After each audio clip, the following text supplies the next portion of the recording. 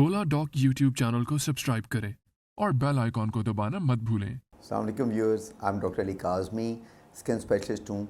130A model town Lahore में practice करता हूँ। सुबह और शाम 2 टाइम मेरी प्रैक्टिस होती है। अच्छा, आज जो पहले हमने बहुत वीडियोस की हैं, पर आज जो वीडियो मैं आपके साथ शेयर करने लगा हूँ, जो मैं बताऊँगा आपको, बहुत इम्पॉर्टेंट चीज़ है। इंसान की पर्सनैलिटी के लिए वो बहुत इम्पॉर्टेंट है।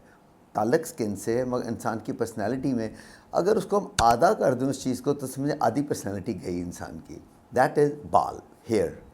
अगर आप किसी सेलिब्रिटी के बालों को आप समझे थिन आउट कर दें, उतार दें बाल उसके, तो उसकी आधी पर्सनैलिटी इंसान की जो होती है वो उसके बालों में होती है, याद रखें।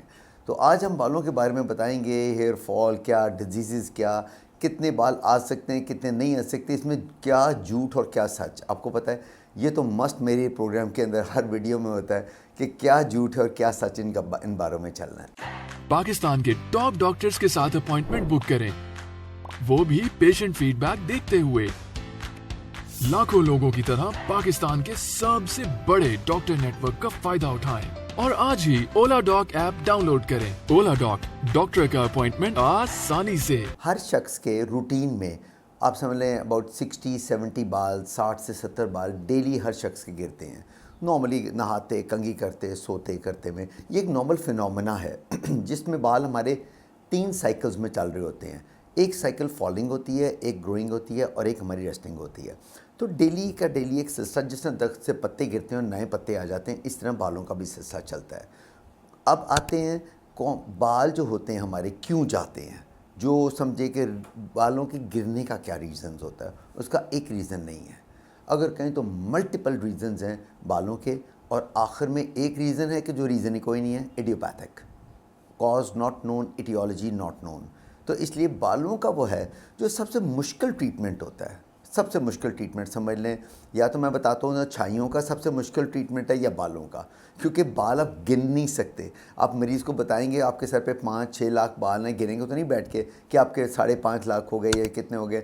इसलिए बालों के बारे में कोई गारंटी नहीं आपको दे सकता कभी भी कि कितने बाल आएंगे और कितने, क्योंकि नज़र नहीं आने एज सच उसमें। अब पहले मैं बताऊंगा कि बालों के जाने का क्या रीज़न है जिसकी वजह से नॉर्मली बाल जाते हैं, और फिर हम ट्रीटमेंट्स पे आएंगे, फिर सारा कुछ बताऊंगा इन डिटेल। जो रीज़न्स हैं बालों के जाने के, उसमें सबसे इम्पॉर्टेंट चंद रीज़न्स बताऊंगा। सबसे पहले जेनेटिक्स होता है, आपका ख़ानदानी। सबसे पहले हम हिस्ट्री लेते हैं मरीज़ से कि बेटा आपके बाल जो ख़ानदान में, चाहे लड़की भी है, मेल है या फीमेल है, आपके पेरेंट्स के बाल किस तरह के हैं। पहले हिस्ट्री बहुत ही जेनेटिकली आप बाल इनहेरिट करते हो। लोगों के बड़े थिन बाल होते हैं, कईयों के थिक होते हैं, कईयों के 60-70 साल की उम्र में हेयर लाइन पूरी होती है, कईयों की इधर 15 साल नहीं क्रॉस होता है तो हेयर लाइन आउट हो जाती है। इसलिए it's varies from person to person. उसमें क्या है, जेनेटिक्स नंबर 1 आया। Number 2 hormonal.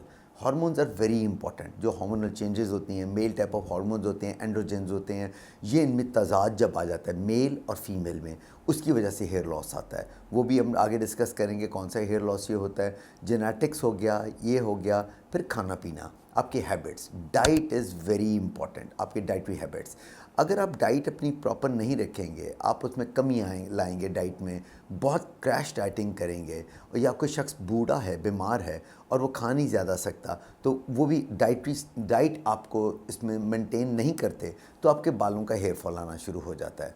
डाइट के साथ बहुत ताल्लुक है। और आखिर में सबसे इम्पॉर्टेंट क्या चीज़ है, दैट इज़ स्ट्रेस। स्ट्रेस वो चीज़ है जो बालों को, बिल्कुल स्ट्रॉन्ग बालों को भी जड़ों से निकाल के रख देता है। अब हम आते हैं कौन से बाल हैं जो चले जाएं तो वापस नहीं कभी आते, और कौन से बाल हैं जो आ सकते हैं। ठीक है, पहले तो मैं बताऊंगा जो बाल नहीं आ सकते वो कौन से बाल होते हैं। मेल में, आदमियों में, जब एक सेंटर सामने से, बिल्कुल एक सामने से आगे से गंजापन आना शुरू हो जाता है, या सेंटर टॉप से गंजापन आता है, वो बाल होते हैं जो मेल टाइप ऑफ हार्मोन्स की वजह से एंड्रोजेनिक एलोपेशिया कहते हैं। वो बाल कभी नहीं आते क्योंकि वो रूट से गए। जो रूट से बाल गया वो कभी ज़िंदगी में दोबारा नहीं आ सकता, पहली बात याद रखें। वो तो रूट से गया आपका बाल, ऊपर से टॉप से। ये हार्मोन्स की वजह से होता है। फीमेल्स में भी हो सकता है, अगर उनके मेल हार्मोन्स बढ़ जाए फीमेल्स के अंदर, तो उनमें भी ये चीज़ आ सकती है। तो पहला बात तो ये वो वाले हार्मोन्स हैं कि जो कभी भी, जिनकी वजह से आपके बाल गए, रूट्स गई, बाल कभी नहीं आएंगे। उसका अलग तो होता है ट्रांसप्लांट वगैरह, वो हम बाद में डिस्कस करेंगे जो होता है। फिर और दूसरे बाल कौन से हैं जो कभी नहीं आते, जो बीमारी की वजह से जाते हैं। कौन सी बीमारियाँ? दो किस्म की बीमारियाँ हैं। एक होता है जिसमें बाल चले जाते हैं फिर कभी नहीं आते, एक होते हैं जिसमें सब बाल वापस आ जाते हैं। तो स्किन की कुछ ऐसी बीमारियाँ हैं, ऐसी हैं कि जिसके अंदर आप स्किन की खा जाती हैं वो जड़ों को। बहुत सारी हमारी ऐसी स्किन की बीमारियाँ हैं। इसे हमेशा मैं कहता हूँ, अगर हेयर फॉल है, को प्रॉब्लम, डॉक्टर को ज़रूर दिखाएं, डर्मेटोलॉजिस्ट को, ताकि वो देखे कि वो वाली बीमारी तो नहीं स्किन की आ रही। काफ़ी ऐसी बीमारियां हैं जो बालों की जड़ों को खा जाती हैं, अगर है बंदा को वहीं काबू करके स्टॉप करे। क्योंकि वंस एक दफ़ा स्कार बन गया, वहाँ पर से एक दफ़ा खाई गई जल्द आपकी, तो वहाँ बाल नहीं आपका आएगा। तो वो प्रोसेस अगर चल पड़े तो वो आगे चलता जाता है और फिर वो सारे बाल आपकी खाती जाती है बीमारी। ये तो हो गया हमें स्किन्स को, डॉक्टर को आपको दिखाना है। दूसरी वो चीज़ जिसमें मैंने कहा बाल आ जाएंगे, आपके बाल चले गए आपके आ जाएंगे, वो कौन सी बीमारी हैं? फॉर एग्जांपल लोग कहते हैं जी मुझे टाइफाइड हुआ, बड़ी कॉमन सी बात मैं बता रहा हूँ, टाइफाइड हुआ जी मेरे बाल गिर गए। बिल्कुल हो सकता है इसके साथ। जो बीमारियाँ एक्यूट या क्रॉनिक बीमारियाँ आती हैं उनसे बाल गिरता है, याद रखें। जो बीमारी से बाल गिरेगा, इस तरह की बीमारी कि जी मुझे टाइफाइड हो गया, मुझे लंबा बुखार चढ़ गया, मुझे कोई कैंसर हो गया, कैंसर की वो कहते हैं, मरीज़ कहते हैं मैंने इसकी दवाई ली, दवाई से मेरा गंजापन हो गया, मेरे सारे बालों तक, फ़िक्र ना करें, वो सब बाल आ जाते हैं।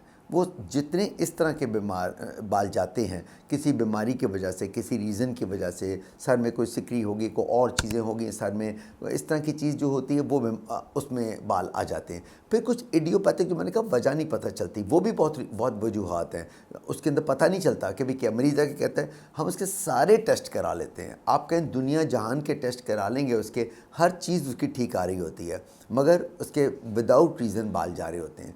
उसके लिए क्या करना पड़ता है? अब हम आ जाते हैं ट्रीटमेंट्स के ऊपर, जो सबसे इम्पॉर्टेंट आपके लिए पॉइंट आ रहा है। ट्रीटमेंट क्या है? अगर एक बाल को तो मैंने बताया कि जो स्कार्ड हो गया, चले गए, या मेल टाइप ऑफ बॉल्डनेस आ रही है, गंजापन बंदे के आ रहा है, वो तो गए, वो तो कभी नहीं आएंगे। उनमें यह है कि transplant is the only treatment.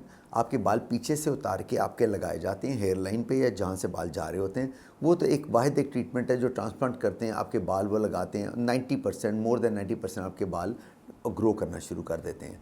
दूसरे बाल वो जहाँ स्कार आ जाता है, वहाँ पर अगर आप ट्रांसप्लांट बाल भी लगाएंगे, अगर नीचे से जल्द खाई गई खून की नालियाँ नहीं है कि जो ब्लड को सप्लाई, ऑक्सीजन सप्लाई करेंगे बालों की, तो वो भी नहीं आएंगे। इससे वो तो स्कार वाली जगह पे ट्रांसप्लांट वाला बाल भी नहीं ठहरेगा। तीसरी चीज़ क्या आती है? अब हम आते हैं बीमारियों की तरफ जिससे बाल जाते हैं और आ जाते हैं। बहुत इंपॉर्टेंट एक बीमारी आपको मैं बताने लगा हूँ, वो है एलोपेशिया, बाल झड़। बाल झड़ एलोपेशिया ये एक बीमारी है जिसमें 3-4 किस्म के बाल जाते हैं। या तो गोल्ड रिंग्स बनेंगे आपके सर के ऊपर, दाढ़ी के ऊपर, मूंछ पे, आईब्रोज पे, वहाँ से बाल उतरने शुरू हो जाते हैं। That is without reason. Autoimmune disease, autoimmune क्या कहते हैं? बॉडी के अंदर हमारा एक सिस्टम ऐसा डेवलप हो जाता है कि हमारे हेल्दी सेल्स हमारे नॉर्मल सेल्स को खाना शुरू कर देते हैं, तो वहाँ पर से हमारे बाल चले जाते हैं। मगर ये वो बाल हैं जो आ भी जाते हैं सारे, इसलिए उसका एक ट्रीटमेंट करना पड़ता है, काफ़ी लंबा ट्रीटमेंट होता है। अकॉर्डिंगली देखना पड़ता है किस किस्म के कितने बाल बॉडी के ऊपर से गए हैं, क्योंकि इसमें कुछ ऐसा भी है जिसमें चंद बाल जाते हैं, कुछ है बॉडी पे एक बाल भी नहीं रहता, वो भी एक होता है एलोपेशिया यूनिवर्सैलिस उसको कहते हैं। खैर, इनका सबका अल्टीमेटली ट्रीटमेंट्स हैं इन चीज़ों के, मगर ट्रीटमेंट में किसी का कसम वादा नहीं खाया जाता। बाल वो ट्रीटमेंट है, मैंने आपको पहले बताया, जिसमें हम गारंटी नहीं दे सकते कोई। जिस तरह और भी मलाजमा में मैंने बताया था गारंटी नहीं दे सकते, बालों के लिए नहीं दे सकते। कुछ ऐसे ट्रीटमेंट्स हैं जिसमें हम मरीज़ को ये नहीं कह सकते कि आपका कितना अच्छा रिजल्ट होगा। हम कहते हैं बेटर हो जाएगा, हम कोशिश करते हैं 4 से 6 महीने हम आपको इलाज देंगे, उसके अंदर आपको खुद फीलिंग होगी कि कितना बेटर हुआ है। कभी कभार होता है 6, 8, 10 महीने के बाद भी नहीं होता, फिर हम उनको कहते हैं कि नहीं अब आपको ट्रीटमेंट्स नहीं, आपको हम रोक देते हैं, क्योंकि जो हम इतनी दवाई आपको दी है उसके साथ एक बाल भी नहीं आपका आया, देन वो खुद ब खुद कभी कभार जेनेटिक खुद ब खुद वो बाल आ सकते हैं या नहीं भी आ सकते उसके अंदर। अब आ जाएँ ट्रीटमेंट्स के ऊपर। Treatments is very important. उसमें आप देखें, लोग कहते हैं कि जी मल्टीविटामिन खा लें, आप बायोटीन खा लें, जिंक खा लें, इस तरह की सब लोग आपने बातें सुनी भी होंगी।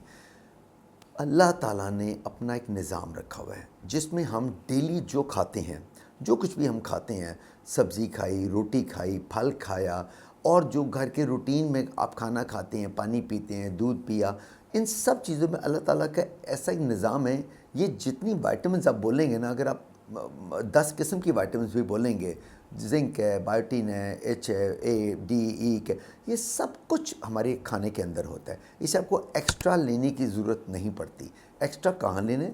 बूढ़े लोगों में जो खा नहीं सकते, या वो लोग जो डाइट कर रहे हैं, क्रैश डाइटिंग कर रहे हैं, वो उसको काउंटर करने के लिए then they take the supplements, वहाँ ज़रूरत है।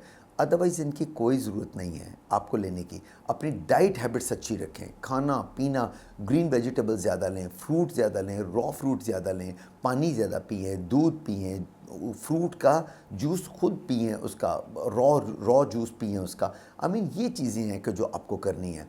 फिर क्या है, जो ट्रीटमेंट्स, अब बाल ने चले भी गए, नेचुरली लोग आते हैं, लोग हमारे सामने ऐसे ऐसे खींचे होते हैं बालों को कि ये देखें डॉक्टर साहब हमारे पास, उसके लिए then comes the medical treatments. ये तो मैंने पहले दूसरे बताया, अब कम्स आपके मेडिकल ट्रीटमेंट।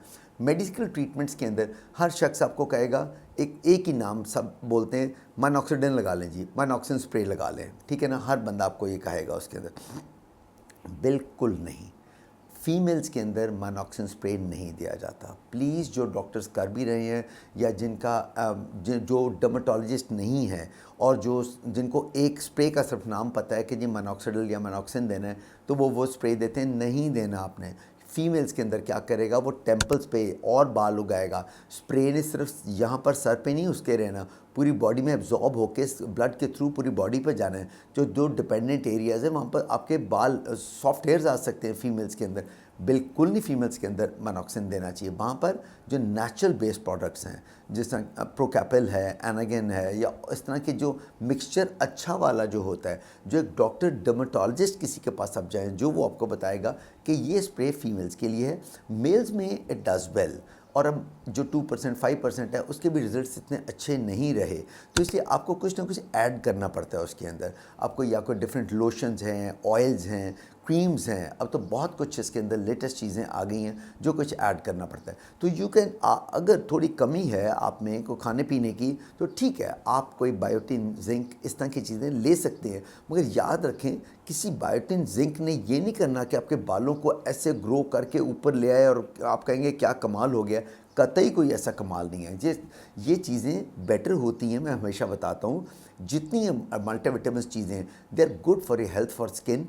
इन्होंने शो नहीं कुछ करना होता। अगर आप पूरे जितने पाकिस्तान की आबादी है, आप उनके ये ज़रा इनके चेक कराएं, किसी का जिंक पूरा नहीं होगा, विटामिन डी पूरा नहीं होगा, कैल्शियम पूरा नहीं होगा, तो ज़रूरी नहीं है कि उसकी हड्डियों पे ये कुछ इस तरह इफेक्ट आने हैं। ये एक नॉर्मल चीज़ है। ये किसी की आयरन लेवल्स कम नहीं होंगे। फीमेल्स के अंदर आयरन लेवल्स कम हो जाते हैं, जिनकी वजह से बालों की होती। तो आपने उसको अकॉर्डिंगली चलना है कि अगर आपकी कोई खाने पीने में कमी है, तब आप वो लें। बाकी आपने स्प्रेज, लोशंस वगैरह, ये वो चीज़ें हैं कि जो आपने करनी है। देन आखिर में एक ट्रीटमेंट जो सबसे ज़्यादा आपने सुना भी होगा, कॉमनेस्ट ट्रीटमेंट है, इसके अंदर किया जाता है, उस बारे में मैं आपको बताना चाहूँगा, पीआरपी। मैं हमेशा बताता हूँ, पीआरपी एक बहुत अच्छा ट्रीटमेंट बालों के लिए, सिर्फ बालों के लिए। बाकी रिजुविनेशन स्किन के लिए नहीं है, ठीक है। स्कारिंग के अंदर अगर आप मीज़ोथेरेपी कर रहे हैं, या अगर आप वहाँ पर नीडलिंग कर रहे हैं, तो then it can be for that. Otherwise जो पीआरपी है, वो आपका ब्लड लेके सेंट्रीफ्यूज करके आपके बालों के अंदर लगाया जाता है, क्योंकि उसमें ग्रोथ फैक्टर होता है। वो बालों की जो जहाँ जड़ें हैं, अगर जड़ें हैं तब फ़ायदा है। अगर प्लीज़ ये डॉक्टर को देखना है, हर एक का पीआरपी नहीं करना। वो डॉक्टर जब डर्मेटोलॉजिस्ट देखेगा, बता देगा कि आपके बाल नहीं आने यहाँ पर, तो इसे मत करें पीआरपी, मत इतने पैसे लें। लाखों रुपया लग जाता है पीआरपी के 8-10 सेशंस के ऊपर। बिल्कुल आपने नहीं कराना जब तक डॉक्टर एक प्रॉपर तरीके से देख के गारंटी ना दे कि हाँ, यहाँ बालों की जड़ें हैं।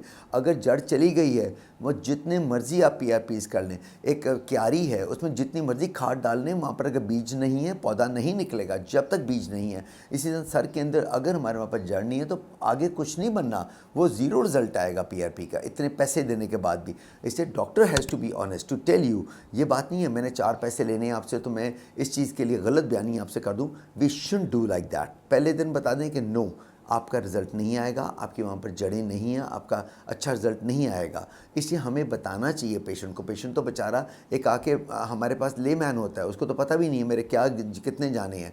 और बाकी एंड ऑफ द डे पे रिज़ल्ट जो होता है पीआरपी का बहुत अच्छा रिज़ल्ट है। अगर बाल हैं, आपका हेयर रूट्स हैं या अपने बाल हैं, वो एनर्जाइज हो जाते हैं, क्योंकि मैंने बताया इसमें ग्रोथ फैक्टर है जो बालों के लिए बहुत अच्छा होता है। मगर यही याद रखें। एंड पे भी कहना चाहूँगा, पेशेंट्स के लिए नहीं कहना चाह रहा, पेशेंट्स तो ने तो जाके दिखाना है कि जी मेरा इतना हेयर फॉल हो रहा है। अब डॉक्टर की है, हमारी है कि मैं कितना झूठ बोलूँगा उससे और कितना सच बोल के उससे बात करूँगा। अगर सच्चा हूँ तो बता दूँगा यहाँ नहीं आने आपके बाल, मत कराएं पीआरपी। उसके लिए क्या करें आप, लोशंस हैं, क्रीम्स हैं, शैम्पूज़ हैं, स्प्रेज़ हैं, ये वाली चीज़ें जो अकॉर्डिंगली आपने बच्चों में, बड़ों में, औरतों में, मर्दों में, ओल्ड एज में, हर एक का एक अलग ट्रीटमेंट होता है, वो आपने देख के उसके अंदर बताना है। तो इसलिए डॉक्टर को इसके लिए बहुत ऑनेस्ट होकर चलना है पेशेंट को बताने के लिए, क्योंकि ये वो चीज़ है जिसका रिज़ल्ट इतना नज़र नहीं आता और मरीज़ एंड ऑफ द डे पे सेटिस्फाइड नहीं होता। ठीक है, उम्मीद है आपको मुझे आज की